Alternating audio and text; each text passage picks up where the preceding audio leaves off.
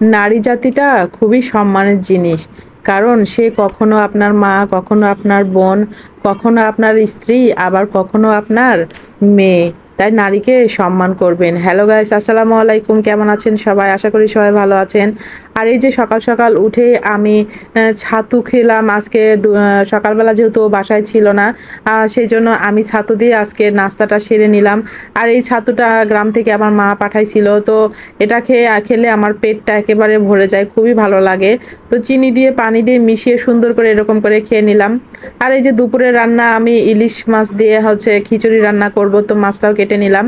তো যেই কথাটা বলছিলাম যে নারী ততক্ষণই আপনার যতক্ষণ সে রাগ করে, অভিমান করে, ঝগড়া করে, চিল্লাচিল্লি করে, অধিকার খাটায়, বিরক্ত করে, ভালোবাসে, আদর যত্ন করে, খেয়াল রাখে। কিন্তু যখনই একবার আপনি তার আত্মসম্মানে আঘাত করবেন, ইগনোর করবেন, আর ব্যস্ততা দেখাবেন, অবহেলা করবেন দিনের পর দিন, তখন যদি একবার নিজেকে গুটিয়ে নেয় নারী, আপনার সব কিছু থেকে সরিয়ে নেয়, একবার যদি মুখ ফিরিয়ে নেয়, বিশ্বাস করেন তখন হাজারবার চাইলেও আর আগের সেই মানুষটাকে আপনি ফিরে পাবেন না।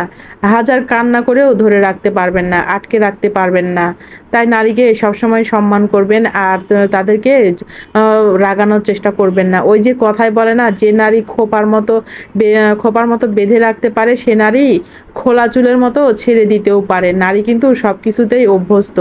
তাই বুঝতে শিখুন, জানতে শিখুন, সম্মান করতে শিখুন, আর আগলে রাখতে শিখুন। কোনটা অভিমান, কোনটা অভিযোগ, কোনটা রাগ, আর কোনটা ভালোবাসা, আর কোনটা মুখ। শুধু ছেড়ে গেছে, চলে গেছে, মন ভরে গেছে, এই অপবাদ না দিয়ে চলে যাওয়ার কারণ খুঁজুন। মেয়ে জাতি বড় অভিমানী, আর নারী জাতি বড় সম্মানের জিনিস। কারণ সে আপনার মা, আপনার বোন, আপনার বান্ধবীতে। এই নারী জাতিকে আপনার সবসময় সম্মান দিবেন, ভালোবাসা দিবেন, দেখবেন যে সেও আপনাকে সবসময় মাথায় তুলে রাখবে।